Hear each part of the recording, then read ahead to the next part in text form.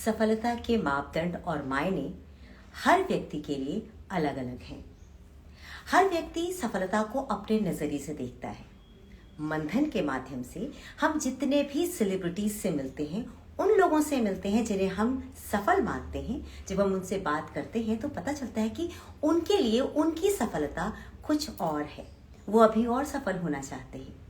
आज मंथन में जिस खास मेहमान को मैंने आमंत्रित किया है, उनके लिए भी उनकी सफलता की परिभाषा जो है वो बिल्कुल अलग है। क्या है ये हम उनसे जानेंगे। वैसे आपको मैं बता दूं कि उनका एक मीम है जो बहुत पॉपुलर है और आप लोगों ने भी उस मीम का हिस्सेदारी जो है जरूर किया ही होगा।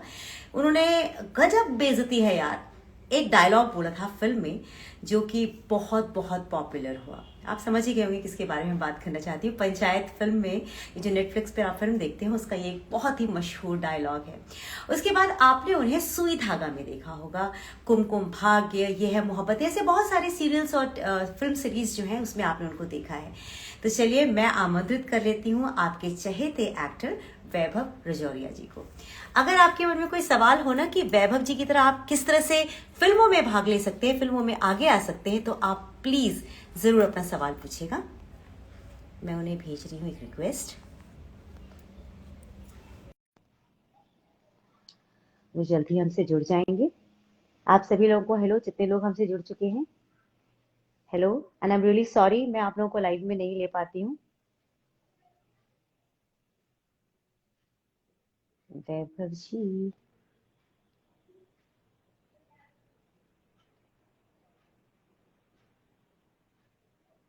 अच्छा वैभव जी है ही नहीं।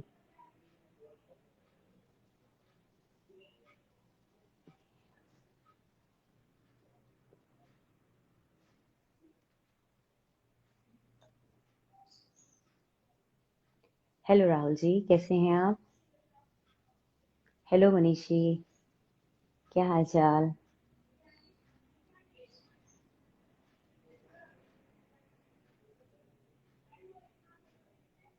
There's some issue, I guess.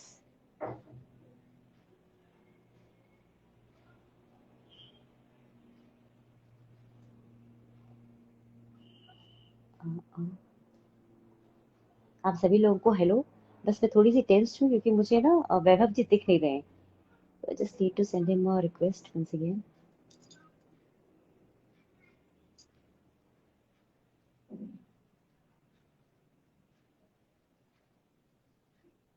It's Nikki Yadav. Hello Nikki ji. There's some issue. वैभव जी जुड़ नहीं पा रहे हैं। हाँ वैभव जी आ गए। अब मैं आपको एक बार फिर से रिक्वेस्ट भेजती हूँ।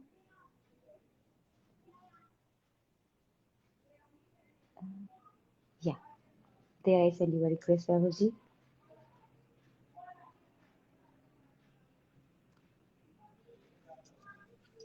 हेलो हेलो वैभव जी, नमस्ते, वेलकम। नमस्ते, वेलकम वेलकम सब कुछ। कैसे हैं आप? मैं बहुत बढ़िया हूँ, आप कैसे हैं? ऑलमोस्ट ऑलमोस्ट फिट है। अच्छे। अच्छा कैमरा थोड़ा सा ऊपर कर लीजिए क्योंकि आपका सिर कट रहा है, आपको बहुत झुकना पड़ रहा है मेरे ख्याल से। हाँ ऐसे परफेक्ट है, ऐसे परफेक्ट है जी। अच्छा आपका डायलॉग ना, बहुत मैंने मीम्स देखे, बहुत सारे मीम्स देखे, गजब बेइज्जती है यार। तो ये जो डायलॉग आपका इतना पॉपुलर हो चुका है। आपके मुंह से ज्यादा अच्छा लग रहा है, आप एक बार फिर से बोलिए। गजब बेइज्जती है यार। आपसे अच्छा नहीं बोल पाए होंगे। Really very funny. हाँ। तो कैसा लगता है आपको? आपकी मीम आप ही के पास घूम फिर के जरूर आती होगी, कैसा लगता है आपको? अच्छा लगता है, और आप लोगों की ब्लेसिंग्स हैं, प्यार है जो मिल रहा है। बस कभी कभी कहीं कहीं ऐसी जगह लगा होता है कि मैं खुद कंफ्यूज होता हूँ ये क्या है। फनी तो है, मैं एंटरटेन तो कर पाया आप लोगों को, इस बात की मुझे बहुत खुशी है। बिल्कुल सही बात है। अच्छा देखिए ना, हम सब लोगों के लिए ना सफलता की एक अलग अलग परिभाषा होती है ना। हम सोचते हैं कि हमें ये मिल जाए, हम सफल हो जाएंगे। फिल्म इंडस्ट्री की बात कर लेते हैं तो हर कोई व्यक्ति चाहता है कि बस एक चांस, एक अदद चांस मिल जाए, बस सफलता तो हमारे कदम चूमेगी। आपकी नजर में सफलता क्या है? आ, आसान से शब्दों में आपको बताना चाहूँ कि किसी भी काम को अगर सफल होने के लिए शुरू किया जाए, हम्म। एक होता है एक जुनून होना, और एक होता है कि सिर्फ एम तक पहुंचना। हम्म। तो मुझे लगता है कि वो कहीं ना कहीं बेईमानी है अपने काम के साथ। आप ये बात भूल जाइए कि आप सफल होने के लिए उसे कर रहे हैं, कब तक आपको सफलता मिलेगी। आप इस बात को दिमाग से निकाल दीजिए। बस आपको जो चीज पसंद है या हम्म। जिसमें आप करना चाहते हैं, तो बिना सफलता के बारे में सोचे उसमें लग जाइए आप। मतलब भूल जाइए कि मुझे 4 साल मिलेंगे, 20 साल मिलेंगे, 10 साल, आप बस उसमें लग जाइए। तो इसी तरह जैसे कि आपने कहा चांस, तो चांस आपको मिल जाएगा, बस आप सफलता के बारे में थोड़ा सा भूल जाइए कि भाई कब मिलेगा। सीधा डेस्टिनी पे ना पहुंचे तो आपको कम समय में चांस मिल जाएगा। और अगर आप डेस्टिनी के बारे में सोचते हैं तो आप शायद सीधे फिर एज अ लीड कैरेक्टर ही कास्ट किए जा सकते हैं जब भी। आपकी शुरुआत कैसे हुई थी? आप फिल्मों में कैसे आए? मेरी शुरुआत, मैं दिल्ली यूनिवर्सिटी में पढ़ता था। दयाल सिंह कॉलेज था मेरा, मॉर्निंग। हम्म। और वहां पर एक अस्तित्व थिएटर सोसाइटी है, और बचपन से एक शौक होता है एक्टिंग को लेके कि मुझे करना हम्म। है। तो इसी शौक को लेके मैं अपने कॉलेज पहुंचा। तो कॉलेज में अस्तित्व थिएटर सोसाइटी में मैंने ट्राई किया। मैंने कहा ऑडिशन देते हैं। हम्म। 3 साल, 2 साल तक लगातार ट्राई किया, पर उसमें मेरा सिलेक्शन नहीं हो पाया। लास्ट टाइम इसे इसके भाई आप में वो चीज नहीं है, तो हो नहीं वो सकता, सॉरी। वो कौन सी चीज ढूंढ रहे थे? वो चीज नहीं है आपके अंदर, वो मैंने भी पूछी नहीं, वो कौन सी चीज नहीं है। मैं भी थोड़ा मात खा गया, मुझे पूछ लेना था। बट उन्होंने कहा सर वो एक चीज होती है एक एक्टर के अंदर, वो आपके अंदर कहीं से दिख नहीं रही है ना। आपका शक्ल इतना बेहतर है ना, कुछ ऐसा है कि कुछ हो पाए। तो प्लीज सर, मैं कहा ठीक है। मैं मतलब उनका ये था कि भाई अब तुम ट्राई मत करो थिएटर में, तुम मत करो। 2 साल लगातार 6 बार ऑडिशन हुए, 6 बार आ रहे हो यार। तो उनका ये था फाइनली। ये मेरी शुरुआत मान सकते हैं। ये हौसला तो टूटा ही होगा आपका।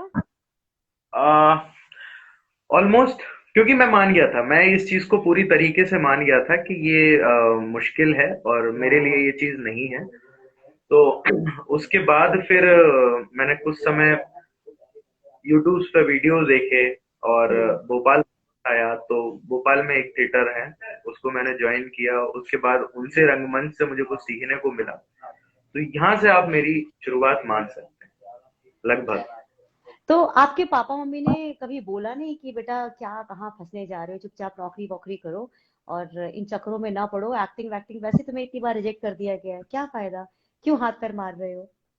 पापा मम्मी को नहीं पता था कि मुझे रिजेक्ट कर दिया गया, क्योंकि कई बार होता अच्छा। है नहीं बताते, गुड न्यूज ही बताते हैं। तो पापा मम्मी को मैंने कभी ये जिक्र भी ज्यादा नहीं किया कि मैं एक्टिंग वगैरह में कर रहा हूँ। उनके हम्म। लिए मैं एक स्पोर्ट्समैन था, आपको बताना मैं भूल गया। तो उनके लिए ये था कि बच्चा प्रैक्टिस कर रहा है। मैं एथलीट था नेशनल। ओ। तो उनको ये एक्टिंग के बारे में कुछ पता नहीं था उस वक्त। लेकिन ये था कि अगर मैं उस वक्त उन्हें कहता कि मैं एक्टिंग करना चाहता हूँ, हम्म। तो मेरे इतने ओपन माइंडेड है, मेरी मदर भी, सब लोग, कि मुझे हम्म। कोई पूरा सपोर्ट है घर से। कोई नहीं, आपको जो दिखे आप वो करो, कोई दिक्कत नहीं है। बस वो एक बोल देते हैं कि आप देख लेना आगे फ्यूचर क्या है, बस बाकी सब अपना संभाल के रखना। तो घर वालों की तरफ से कभी नहीं, हमेशा अप्रिशिएशन ही मिला, हमेशा आशीर्वाद मिला, हमेशा प्यार ही मिला। अच्छा, तो फिर सबसे पहली आपको जो ब्रेक फिल्म इंडस्ट्री में या टीवी सीरियल में मिला कैसे फिर? आपका हौसला तो पहले ही पस्त हो चुका था। ये दंगल मूवी थी आमिर सर की। तो हम्म। उस समय हम जेल में प्रैक्टिस कर रहे थे, एथलेटिक्स का हमारा इवेंट चल रहा था। एथलेटिक्स के इवेंट में वो शूट का भी वही लोकेशन था। तो हम ऐसे ही मजाक में किसी को जाके बोले, अब वो क्रिएटिव थे, कास्टिंग थे, वो मैं आज तक नहीं जानता, बट वो मेरे लिए तो एज अ गॉड ही थे जो भी थे। मुझे उनका नाम भी नहीं पता। मैंने ऐसे ही बोला, मैंने कहा मजाक के रवैये में, हमें भी कभी एक्टर वेक्टर बना दो यार। हम्म। तो उतने शॉर्टेज पड़ रहा था एक प्यून। अच्छा। बोले अरे प्यून का यूनिफॉर्म कहाँ है? तो इतने मतलब मुझे लगता है कि मेरा लक वाकई मेरे साथ। बोले प्यून का यूनिफॉर्म कहाँ है? बोले हाँ। यार इसको पहनाओ, एक्टर आ गया। अब मुझे ये नहीं मालूम था कि हाँ। उन्होंने एक्टर शॉर्टेज या जो भी है, उन्होंने मतलब मेरे को टाइम दिया ही नहीं कुछ एक्सप्लेन करने का कि भाई मैं मजाक कर रहा था, मुझे आता नहीं है, वो कुछ नहीं। उन्होंने वो प्यून के वो पहना दिए। उसके बाद उन्होंने कहा कि सर आमिर सर आएंगे। मैं कहा आएंगे बस, तो फिर बात खत्म। हमने हम्म। कहा हम तो क्या ही करना है। हाँ। चलो पहला आमिर सर आए तो उनका डायलॉग था कि उनको बच्चों से मिलना होता है अपने, और गार्ड उनको भगाता है। हम्म। पहले डाल दो। आमिर सर आए, आमिर सर आके बोले कि मुझे अपने बच्चों से मिलना है। मैं कहा सर पहले एक सेल्फी ले लेते हैं। शूट चल रहा है। Cut cut, what is this? बोले क्या क्या है भाई ये? फोटो ले लेते हैं, बाद में करेंगे तो। नहीं नहीं नहीं नहीं। फिर फाइनली उस सीन का काफी रीटेक भी हुआ, बिकॉज हाँ। मैं कॉलेज था नहीं उस समय तक। तो वो मेरा पहला काम था, और आप देख ही सकते हैं कितने एंजॉय के साथ वो मिला। और वही मेरी शुरू कि वो काम हो गया। मैंने ना पूरी दुनिया में ढिंडोरा पीट दिया, मेरी फैमिली में, मेरे गांव में, कि मैं आने वाला हूँ, देखना भाई देखना। और सबको जिनको मैं चाहता था। हम्म। तो फिर उसके बाद मूवी रिलीज हुई। मैं पहला शो देखने गया तो उसमें मैं था नहीं। ओ। घर वापस आ गया, आके मैं सो गया।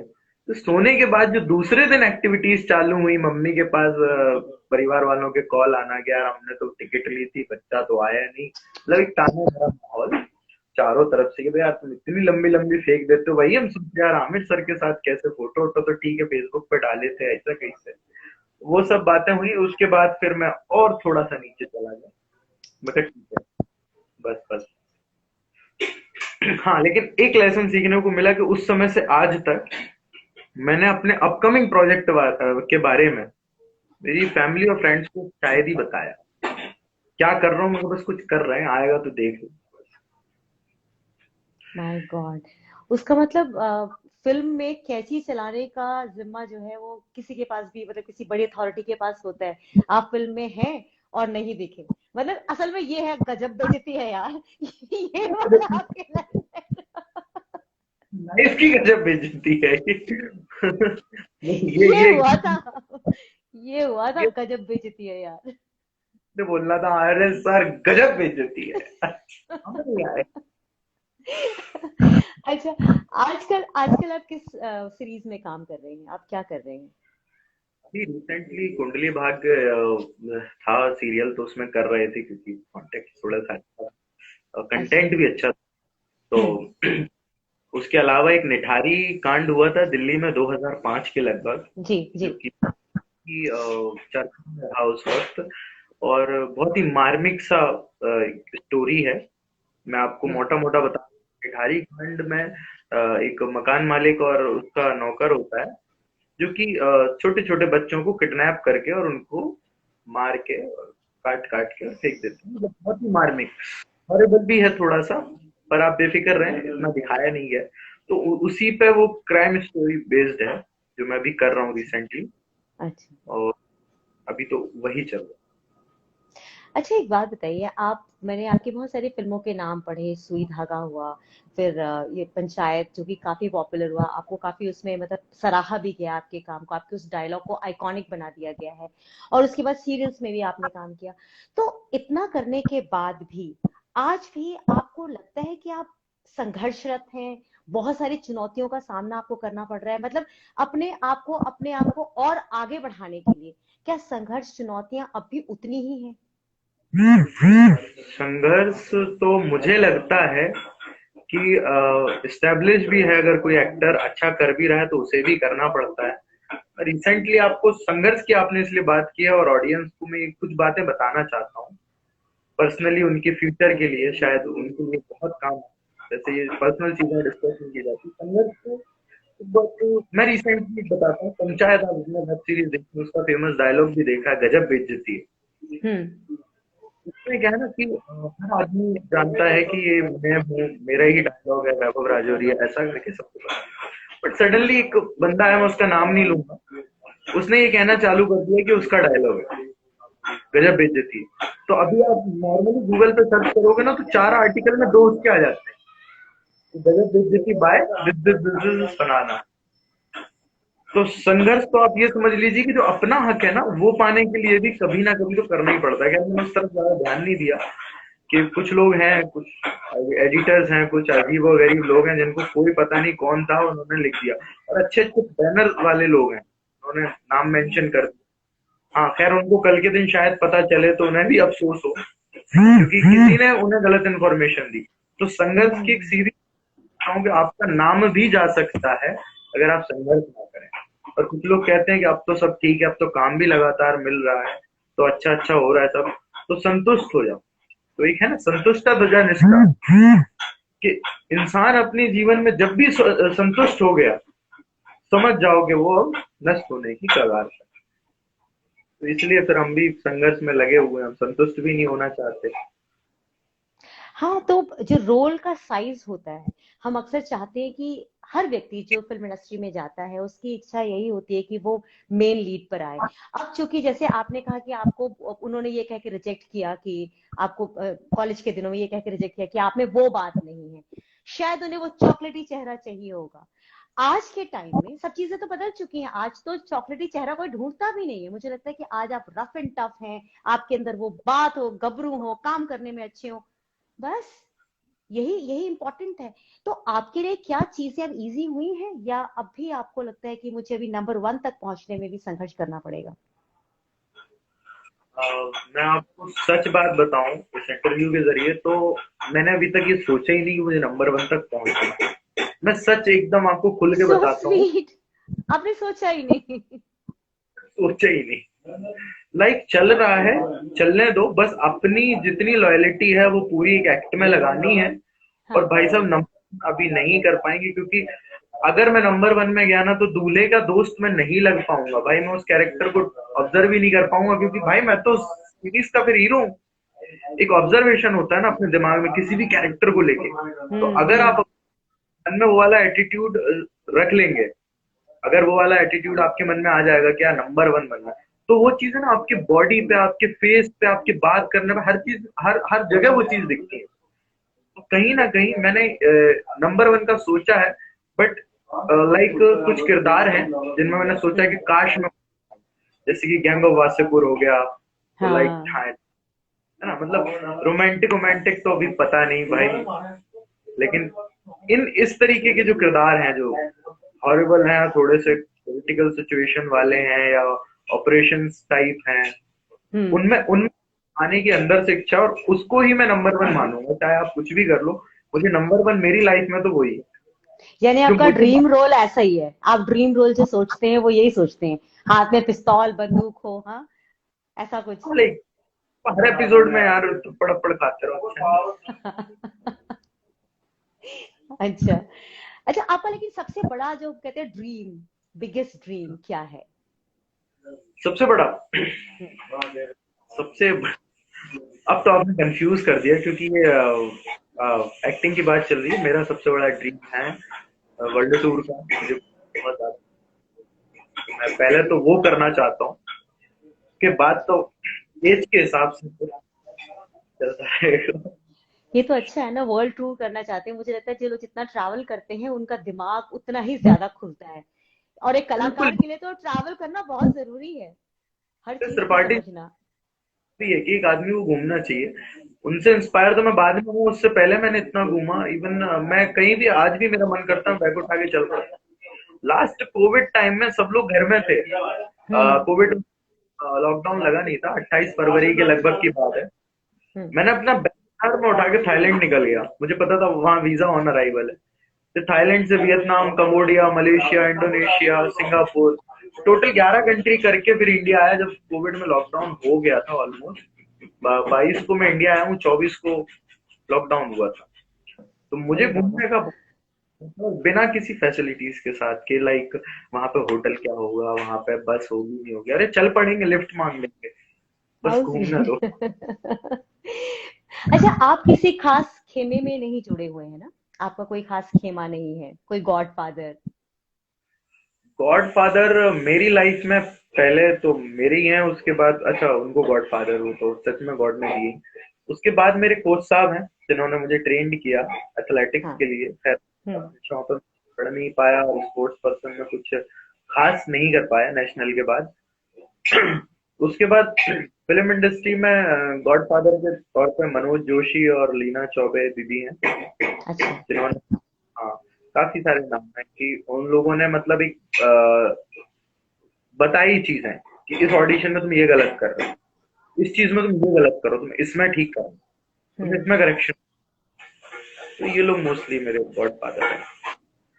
तो कास्टिंग जब किसी फिल्म के लिए होती है तो उसके लिए आपको बताते कौन है? यही लोग आपकी मदद करते हैं? मोस्टली तो क्या होता है, अभी कास्टिंग पहले जब मैं लॉक होता था तब तो मैं सिर्फ इंस्टा वगैरह के जरिए देखता था कि क्या हम्म। रिक्वायर, फिर मैं देखता था कि मैं उसमें खुद एलिजिबल हूँ कि नहीं हूँ। अच्छा। तो मेरे लोगों के साथ क्या होता है कि हम्म। कोई भी ऑडिशन तो पहुंच जाते हैं कि सर हमारे लिए कुछ अगर छोटा मोटा हो तो मेरे साथ। हम्म। तो 100 ऑडिशन होंगे ना, उनमें से 3 छांटूंगा कि यार ये मैं कर लूंगा, हम्म। और ये नहीं बना है। तो उन्हीं में से जो कैरेक्टर होते हैं उनके मैं ऑडिशन करके भेज देता हूँ ऑलमोस्ट। तो उस समय हो जाता है। अब तो खैर फोन ही आ जाता है, अब तो थोड़ा सा नोन हो गया है तो जाने लगे। उस समय मेरा ये था कि अपनी एनर्जी अगर कहीं देना है, लोगों का क्या है, एक हम्म। बहुत ही डिमोटिव टाइप बात हो जाती है। लोग कभी कभी क्या करते हैं कि यार खाली नहीं बैठना, कुछ का कुछ तो करना है, ये हम्म। चीज अच्छी। पर आप ध्यान रखो आप कहाँ कर रहे हो भाई, वहां पे मांगा क्या गया है, वहां पे कौन मांगा गया, चॉकलेट ही मांगा गया है। और तुम वहां जाके अपनी बात कर रहे हो कि सर देखो ना कहीं आसपास, आसपास वाला मांगा जाएगा वो तुम्हें इन्फॉर्म कर देंगे। तो एक तो बार बार उनकी नजर में आ रहे हो, तो वैसे भी डिग्निटी कम हो रही है। उनने अगली बार से तो स्किप कर देना है। उनने चेहरा देखा, अरे यार ये फिर आ गया, हटाओ इसको यार। एक तो तुम्हारा वो चेहरा बैठ रहा है, भाई खाली नहीं बैठने का मतलब तुम कुछ और कर लो, सीख लो, प्रैक्टिस कर लो, थिएटर कर लो। ये होता है खाली बैठना, मतलब ये नहीं होता कि तुम किसी प्रोडक्शन के बाहर चले गए, किसी भी के बाहर चले गए, अरे नहीं नहीं हमको काम चाहिए। तो मेरे साथ ये बहुत अच्छी चीज रही कि मैंने सिलेक्टेड ऑडिशन पे अपनी एनर्जी दी और हम्म। उनमें मेरा अच्छा, उन सब में आप मतलब सेलेक्ट होते गए। वो कॉलेज का रिजेक्शन जो है, जिंदगी में आगे रिजेक्शन नहीं मिला, ये सबसे अच्छी बात हुई आपके साथ। वही वही वही वही एक बहुत मतलब कॉलेज में आज मैं सोचता हूँ कि वो मिलेंगे मुझे तो क्या बात करूंगा। नहीं, तो पूछिएगा कि अरे गजब बेइज्जती कर दी थी यार।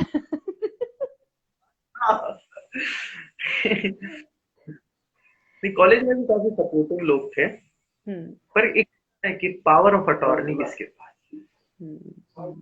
है, करता धरता तो वो है ना कि वो अपने हक में होना चाहिए ना। कोई नहीं तो उसके अलावा तो सारे सारे लड़का बहुत अच्छा। अब लड़का अच्छा होने से एक्टर नहीं होता। अच्छा, कोई तो ऐसा होगा ना जिसको देख के बचपन से आप सोचते होंगे कि मुझे तो इनकी तरह हीरो बनना है। कोई तो आइडल रहा होगा आपका।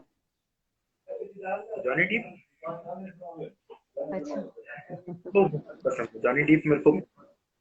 सॉरी मैं उनको एक्चुअली डीप बोलता हूँ क्योंकि वो डीपली है मेरे अंदर है एक्चुअली हमारे डीप है भाई, हृदय के भीतर। तो लाइक बोलते हैं ना हैरी पॉटर में हैरी पॉटर, तो एक हम अपनी भी कनेक्ट रखते हैं। तो ये मैं उनको बहुत लाइक करता हूँ और मैं उनकी तरह बनने की कोशिश भी कर सकता हूँ, बट अवश्य। वो जुनून वो जज्बात नहीं अच्छा, पॉसिबल।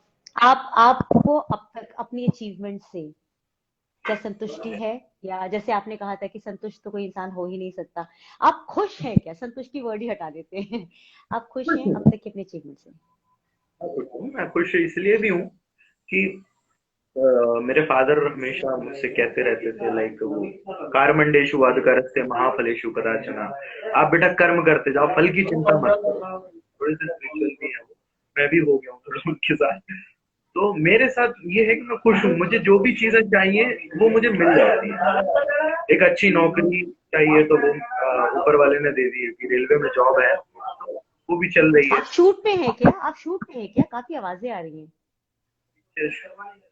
हेलो। नहीं, कोई बात नहीं, कोई बात नहीं। कोई बात नहीं, कोई बात नहीं। जब आप काम पे होते हैं तो ये होता ही है। एग्जैक्टली। कोई बात नहीं, कोई बात नहीं। जी, आप सॉरी। बता रहे थे कुछ। अरे नहीं, प्लीज तो प्लीज प्लीज। तो यही है मैम कि मैं खुद ही भूल गया, सॉरी। कोई दिक्कत नहीं, कोई दिक्कत नहीं। अच्छा, आपको कोई रिग्रेट रहा अपनी लाइफ में? आप पीछे मुड़ के देखते हैं तो कुछ रिग्रेट है? काफी है, बहुत सारे। बताना चाहेंगे?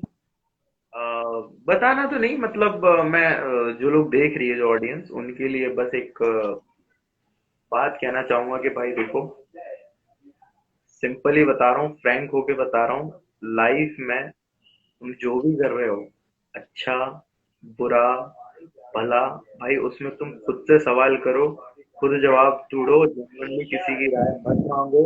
और अगर तुम्हें किसी ने बताया कि ये बंदा, तुम उसको पर्सनली हीरो मत मानो, कोई फायदा नहीं।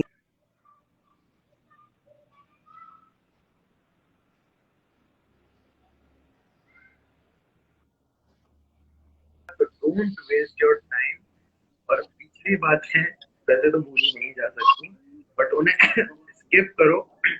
इससे ज्यादा मैं भाई और कुछ हिंट नहीं कर सकता, बट याद रखो आपके मदर फादर और भाई अगर वो उनसे जेन्युइन राय आपको कोई नहीं दे सकता। चाहे आप भले आपके फादर आपके साथ रहते हैं, अरे पापा आपको नहीं पता आप ओल्ड एज, गलत है। आपके जो आप पीछे जो आपको है ना कि अरे तू टेंशन मत ले मैं हूँ, भाई बहुत गंदा कटेगा, तो कोई फायदा नहीं है। अच्छा, आपका कुछ प्री रिटायरमेंट प्लान किया हुआ है आपने? क्योंकि एक्टिंग की गाड़ी तो प्री रिटायरमेंट प्लान मतलब गाड़ी तो आपकी चल रही है एक्टिंग की, लेकिन अब हर कोई अमिताभ जी की तरह 70-80 साल की उम्र में काम तो नहीं करता रहेगा ना, तो कोई ऐसे ही हम्म, आराम से पेंशन खाएंगे टाइप वाला कुछ है आपका? अभी तक सोचा नहीं, इस इंटरव्यू के बाद जरूर सोचूंगी। जरूरी, सच में जरूरी है, क्या करना है मैंने कुछ नहीं सोचा, बस ये सोचा था टाइम हाँ। कि जब जाएगा उठा के थैला कहीं निकल पड़ेंगे लंबा घूमने, उसके अलावा कुछ नहीं सोचा। काम नहीं करेंगे, कहीं लंबा निकल पड़ेंगे घूमने, बस इतना सोचा। अच्छा, किसी को नहीं यहाँ पता नहीं है, ऑडियंस में जो मेरी ऑडियंस है वो जानते नहीं है कि आप सिर्फ एक्टिंग ही नहीं करते हैं, आप एक नौकरी भी करते हैं। जरा बताइए ना उसके बारे में। नौकरी के बारे में कुछ खास नहीं है, एक सामान्य सी नौकरी है और कोई विशेष औहदा भी नहीं है। रेलवे की नौकरी है, वेस्टर्न रेलवे मुंबई में नियुक्त हुआ था 2017 में, और उसी भरोसे यहाँ पर आने का भी मौका मिला, तो ये नौकरी बोल सकते हैं या आपके दिलों तक पहुंचने का एक तार बोल सकते हैं, जिसने की बहुत अहम भूमिका निभाई है मेरी जिंदगी में, जिसके लिए मैं हमेशा आभारी रहूंगा ईश्वर का भी, और हमेशा इसका सम्मान करूंगा। उसके अलावा मुझे ऐसा लगता है कि नौकरी और शूट, इन दोनों में मैंने कभी कमी नहीं की है किसी भी चीज में, मेहनत में। आई होप कि इसका फल तो अच्छा ही होगा या होना चाहिए। बिल्कुल, बिल्कुल होगा। आपसे बात करके ना काफी अच्छा लगा, क्योंकि मुझे ऐसा लगा एक बहुत ही ग्राउंडेड एक्टर से मैं आज बात कर रही हूँ, जिनसे खुलकर हम हर पहलू पर बात कर सकते हैं। और आपने भी अपनी हर बात, हर परेशानी, मतलब परेशानी तो आपने कुछ दिखाई ही नहीं, आपने मुझे बता दिया कि काम कर रहा हूँ, बस खुश हूँ मैं। ऐसा बहुत कम होता है कि लोग अपने काम के बाद कहते हैं कि अभी हम खुश हैं, क्योंकि पता नहीं लोगों के पास बहुत भूख है, जरूरत से ज्यादा भूख है मुझे लगता है। तो वो जरूरत से ज्यादा भूख जो है कई बार समाप्त नहीं हो पाती है। लेकिन अच्छा है कि आप बहुत कुछ करें। अच्छा, मैंने एक चीज देखा था और किसी व्यक्ति ने मेंशन भी किया है, आपने कोविड वॉलंटियर की तरह भी काम किया था क्या? मैंने आपके बारे में जब रिसर्च कर रही थी तो मैं हैरान थी देख करके, मुझे लगा था मैं इस बारे में आपसे सवाल पूछूंगी। और इसमें क्या फियरलेस हुआ, निर्भय जी भी कह रहे हैं। हाँ, निर्भय चौहान, इन्होंने याद दिला दी ये बात मुझे, थैंक यू निर्भय जी। हाँ इसमें क्या हुआ कि जब मैं इंडिया वापस आया वियतनाम से ना, तो मुझे इतने ज्यादा हम्म। हीन दृष्टि से देखा गया, ये तो बाहर से आए, और कोविड का उस समय बहुत हॉरिबल सा माहौल था, बहुत डरावना माहौल था, तो मुझे सब लोग उस नजर से हाँ, देखते हाँ। थे। इवन मैं गांव वालों ने पुलिस को कॉल कर दिया, पुलिस को, not a doctor, but police को कॉल कर दिया कि भैया हम्म। हमारे यहाँ बाहर से आए हैं, तो पुलिस भी आई, काफी कुछ हंगामा हुआ।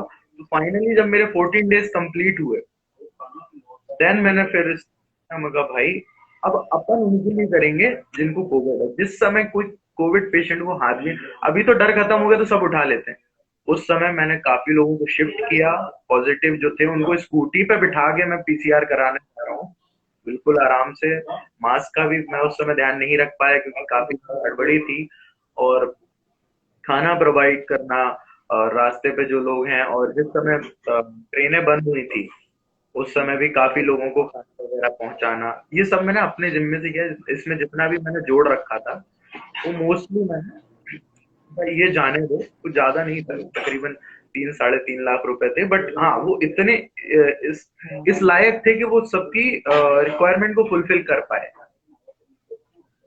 उस मतलब इतने थे। My God. तो खुशी है। और बस यही था कोविड में। मैं चाहता हूँ कि और वो लोग अभी मुझसे काफी लोग जुड़े हुए हैं, तो ये मुझे बड़ी खुशी होती है, कोई भी कॉल करता है तो अच्छा लगता है। एक्चुअली ये वाला जो आपका कृत है ना, मुझे लगता है कि एक एक्टर को रियल हीरो अगर हम कहें, तो आपने रियल हीरो वाले किरदार को अपनी असल जिंदगी में निभाया है। और इसके लिए आपको सच में तहे दिल से नमस्ते, थैंक यू कि आप इस तरह के व्यक्तित्व हैं। Ma'am it's really lovely. मैं चाहता हूँ कि जिंदगी में मैं जो भी सीखा हूँ वो आप लोगों को दे पाऊँ, आपके ऑडियंस को दे पाऊँ। अभी कुछ खास उम्र नहीं है, लेकिन दोस्तों मैंने चेहरों को थोड़ा सा पढ़ना जरूर सीख लिया है। और मैडम आप बन जाते, मैं आपसे भी इतना कहूंगा कि आपकी भी मेहनत दिखती है आंखों के नीचे, मेरे छुपाकर इंटरव्यू हो रहा है, तो कहीं ना कहीं मैंने महसूस किया है, किसी न किसी इन दौरों से भी मैं गुजर रहा हूँ। और आप भी चूंकि मुझसे कोई ज्यादा एक्सपीरियंस,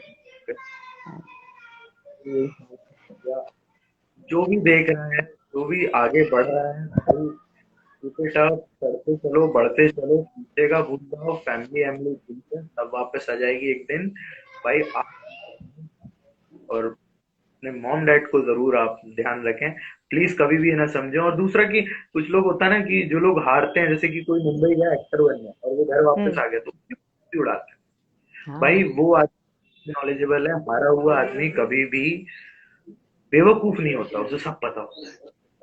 हाँ, इवन ये हो सकता है कि मैं अगर जीता हूँ या कोई और जीता, वो बेवकूफ हो सकता है, बट जो हारा हुआ है ना, जो बैठा है घर जाके, वो क्या बात। बेवकूफ नहीं होता। तो आप लोग प्लीज ये उसकी बात इज्जत करें। आपने 100 आने सच कही, 100 आने सच कही। सच में आपसे बात करके मुझे बहुत मजा आया। एक ऐसे एक्टर से बात मैं करिए जो एक्टर भी है, रियल हीरो भी है, रियल लाइफ हीरो। एक सरकारी नौकरी में काम करने वाला व्यक्ति, एक एथलीट है, सब कुछ है, मतलब सब कुछ एक व्यक्ति के अंदर। आज मैं एक मल्टी डायमेंशनल पर्सनैलिटी का इंटरव्यू ले रही हूँ। शुक्रिया आपका कि आपने समय दिया नौकरी तो चाहिए, नहीं तो घर वाले तो देंगे। तो ठीक है मैम। और thank you so much. Thank you so much. आपसे बात करके बहुत मजा आया। मेरी तरफ से बहुत सारी शुभकामनाएं आपको।